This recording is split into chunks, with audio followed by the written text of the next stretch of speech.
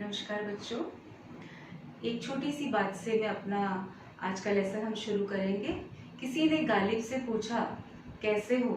गालिब ने हंसकर जवाब दिया, जिंदगी में गम है, गम में दर्द है, और दर्द में मज़ा है, और मज़े में हम हैं। देखिए कितनी बड़ी बात कही कि इस जीवन में हर तरफ हमें कहीं कष्ट दिखाई देता है, और किस तरह से जीवन को इतना आसान गालिब ने बना दिया था। उसी तरह से हम भी अपने इस जीवन को आसान बनाते हैं और पाठ को भी आसान बनाते हुए आगे चलते हैं। चलिए देखिए, आज हम अलंकार के अंतर्गत चौथा भाग ले रहे हैं।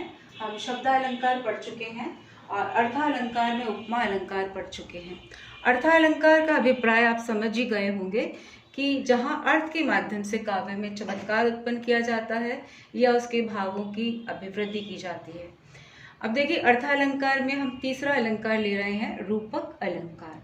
रूपक अलंकार की परिभाषा देखिए, जहाँ काव्य में उपमेय पर उपमान का अभेद रूप से, देखिए पुनः देख लीजिए, जहाँ काव्य में उपमेय पर उपमान का अभेद रूप से आरोप होता है अथवा उपमेय उपमान में तुलना ना करके एक रूप में प्रदर्शित किया जाता है, यानी कि दोनों में साम्यता दिखाई जाती है, समानता प्रदर्शित की जाती है। उपमेय उपमान का रूप धारण कर लेता है या एक वस्तु को दूसरी वस्तु का रूप दिया जाता है। उपमेय उपमान में साम्यता और अभेद होता है।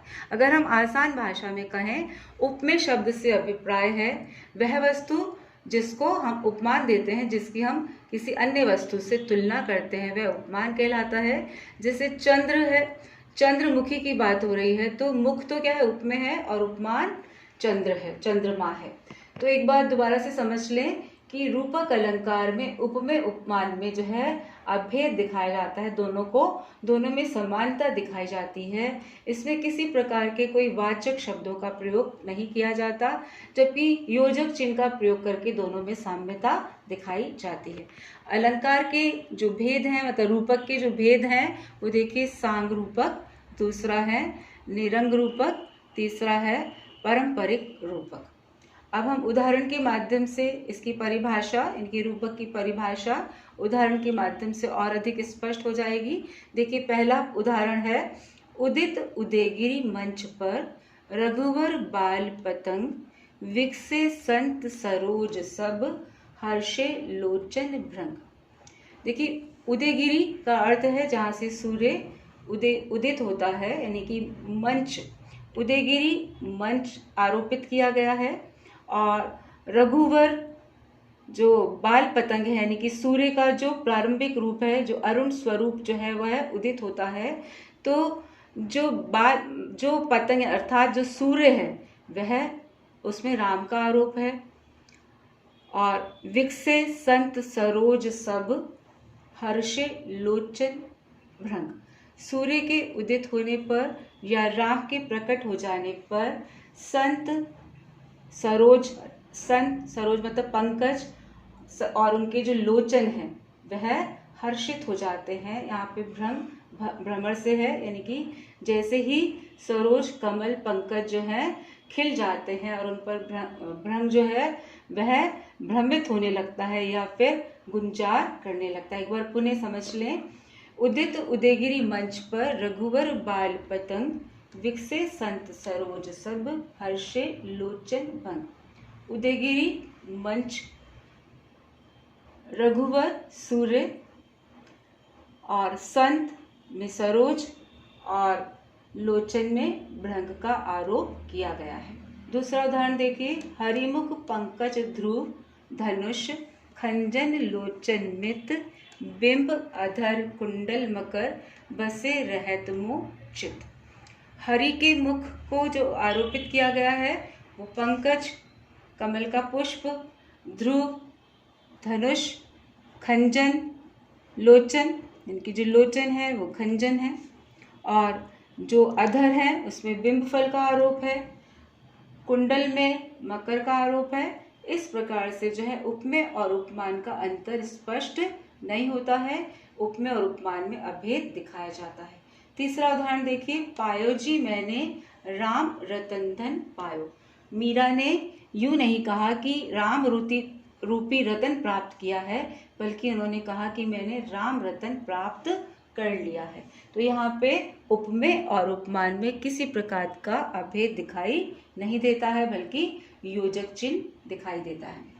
चौथा उदाहरण देखिए, अपलक नभ नील नयन विशाल। यहाँ पर जो अपलक नेत्र हैं उसमें विशाल नभ का आरोप किया गया है। पांचवा उदाहरण देखिए, जय जय गिरिराज किशोरी को चकोर तथा महेश मुख को चंद्र। यहाँ पे किशोरी यानी कि जो पार्वती माँ है, गिरिराज की जो पुत्री हैं, उसमें चकोर का आरोप है और मुख में चंद्रमा को आरोपित किया गया है। इस प्रकार से उपमेय और उपमान में कोई भेद दिखाई नहीं देता।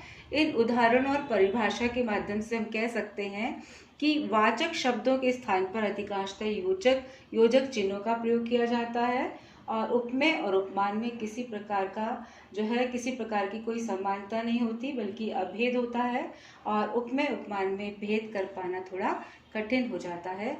इस प्रकार से आपने देखा रूपक अलंकार, जिसमें उपमेय पर उपमान का आरोपित किया जाता है, यानी कि दोनों में किसी प्रकार की कोई तुलना दिखाई नहीं देती है। चलिए अब दूसरा अलंकार देखते हैं, उत्प्रेक्षा अलंकार। उत्प्रेक्षा अलंकार की परिभाषा इस प्रकार से है, उपमेय में उपमान की बलपूर्वक संभावना की जाती है।